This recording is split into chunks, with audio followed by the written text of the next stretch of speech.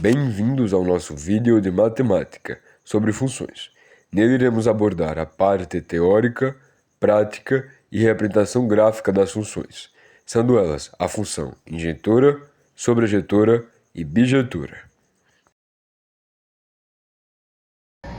Você já parou para pensar o que é uma função bijetiva, injuntiva e sobrejetiva? É nesse vídeo que você vai sanar completamente as suas dúvidas. E os componentes do nosso grupo são Alice Gabriele, Anthony Gabriel, Ana Zelie, Isabela dos Santos, Isabela Vitorino, Ian Cavalcante, Rihanna e Samir Moraes. E eu espero que vocês entendam completamente nesse vídeo.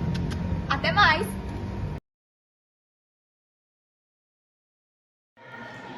Olá, hoje eu vou explicar o que é função injetiva através do diagrama de flechas. Bom, a definição de função injetiva é quando o elemento do domínio se liga ao elemento distinto do condomínio. E vamos ver um exemplo. Aqui temos o domínio e aqui temos os elementos do condomínio. Vamos pegar um elemento do domínio e vamos ligar ao elemento do condomínio. Assim, percebemos que o x ele tem um único valor correspondente no y. E agora vamos ver a representação gráfica de uma função injetiva. Para sua representação no plano cartesiano, é necessário relembrar que ele é marcado principalmente pelo par coordenado, formado pela coordenada x e a coordenada y. A função injetiva, para ser considerada injetiva, precisa ter dois asterísticos, isto é, quando a reta é cruzada por um eixo. Na função injetiva haverão dois asterísticos, um no eixo x e um no eixo y. X será o número que vai estar entre parênteses e é a variável, enquanto y é a mesma coisa que função de x.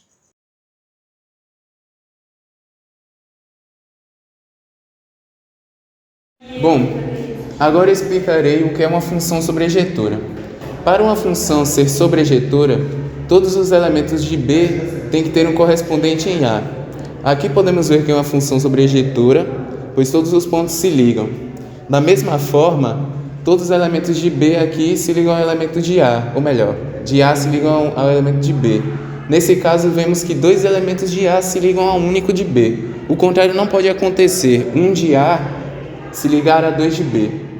Aqui, como podemos ver, essa não é uma função sobrejetora, pois sobra um dos elementos de B. Também temos alguns gráficos que representam a função sobrejetora. Como podemos ver, todos os elementos de x têm um representante em y. Aqui, fazendo um arco, e aqui uma parábola. E aqui, ó, como podemos ver, dois pontos para y.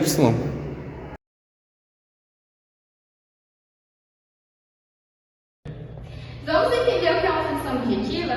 Para vocês entenderem desde o início, contextualizado o que é uma função objetiva, eu vou explicar agora para vocês. Uma função objetiva, ela tem que ter um único domínio e uma única imagem se relacionados, contanto que eles não estejam relacionados mais de uma vez. Ou seja, todos têm que estar relacionados, tanto o seu domínio quanto a sua imagem, que não reste nenhum dos dois, tanto no domínio quanto na imagem. E aqui eu trouxe alguns exemplos para vocês, tanto em contínuos, tanto em funções com números, ok? Então vamos bem rapidinho para vocês entenderem essa explicação muito fácil. Ok, aqui a gente tem, de acordo com a explicação que eu falei antes, a gente tem relacionado, ou seja, o primeiro está relacionado com esse com esse e esse com esse. Ok, isso caracteriza certinho o que eu falei antes de função objetiva. Todos os elementos de domínio estão relacionados com todos os elementos de uma imagem. Vamos olhar o segundo agora? Esse está relacionado com esse, só que esse está relacionado com esse também. Ou seja, dois elementos de domínio estão relacionados com um elemento da imagem. Então, isso não se caracteriza uma função objetiva. Aqui a gente tem esse se relacionando com esse se relacionando com esse e esse se relacionando com esse. Olha nisso, mas todos esses se relacionaram, só sobrou outra imagem. Porém, isso não se caracteriza como função objetiva, pois sobrou três elementos, dois elementos na imagem, então não estão todos relacionados. Aqui a gente tem esse se relacionando com esse e esse daqui estão relacionados com o mesmo elemento e também sobrou. Ou seja, também não é uma função objetiva, ok? Vamos ver agora também de função. Na questão da função, a gente tem que a função f de x é igual a 2x mais 1. Se a gente coloca o zero, fica f de zero é igual a 2 vezes zero mais 1. 2 vezes zero é zero, mais 1, 1. Ou seja, zero se relacionando com 1. O domínio de zero é igual à imagem de 1. No 4, a gente vai colocar f de 4 é igual a 2 vezes 4, 8. 8 mais 1, 9. O 4 se relaciona com 9. O 5. F de 5 é igual a 2 vezes 5 mais 1. Ou seja, o de 5, 5 vezes 2, 10, com mais 1, 11. O de 2, 2 vezes 2, 4, 4 com mais 1, 5. 3, 3 vezes 2, 6, com mais 1, 7. Ou seja, todos esses elementos, tanto do domínio quanto da imagem, estão relacionados.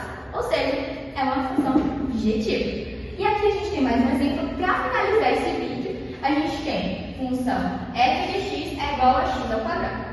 1 ao quadrado é igual a quanto? 1, isso mesmo.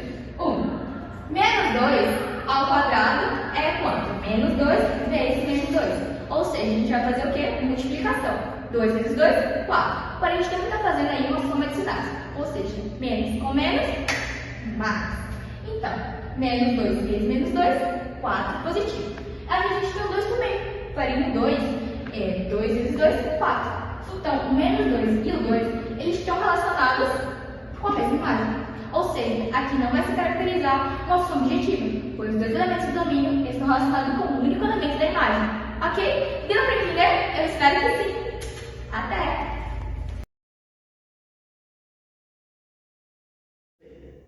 Bom, como vimos agora, sabemos o que é uma função injetiva, sobrejetiva e bijetiva.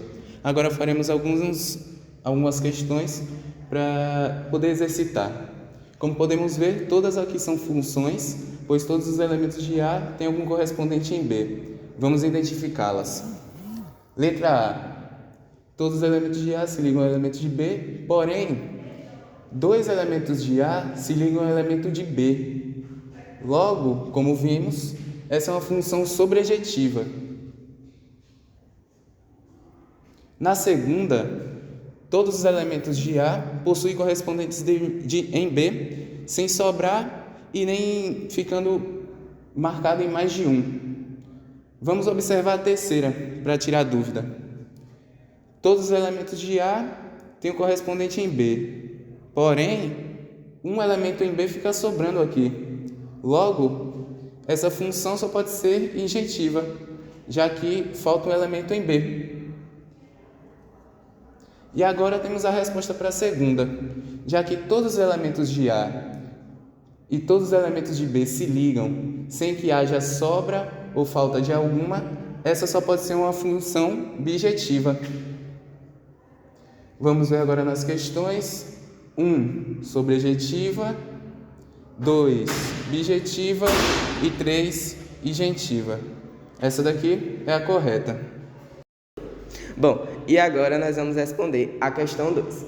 Seja f de R em R, dada pelo gráfico a seguir. Nós temos um gráfico que representa uma função.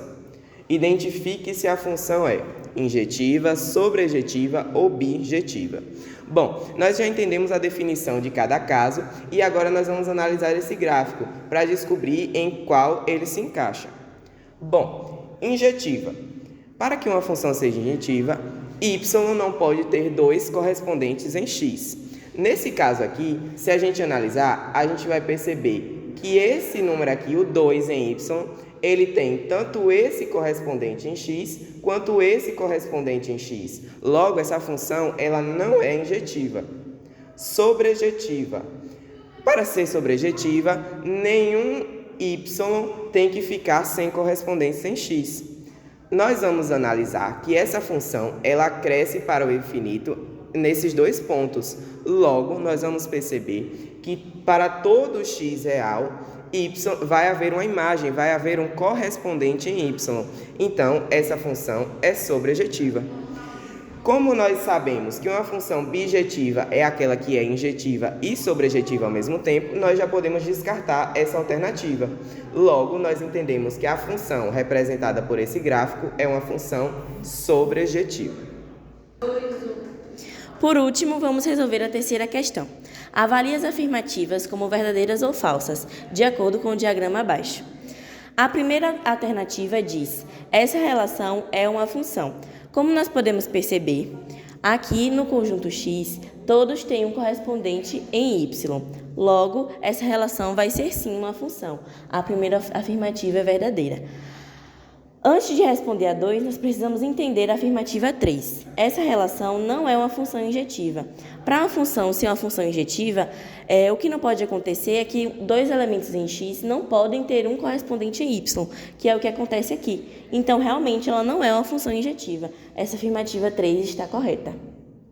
Por último, a alternativa 2, ela vai automaticamente se dizer correta, porque para uma função ser bijetiva, ela tem que ser injetiva e sobrejetiva. E já que a gente já descobriu que ela não é injetiva, não tem possibilidade dela ser uma função bijetiva.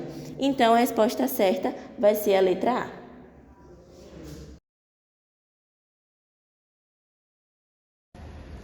E eu espero que vocês tenham compreendido tudo direitinho como foi mostrado ao longo do vídeo. E o nosso grupo agradece pela sua atenção e até os próximos trabalhos.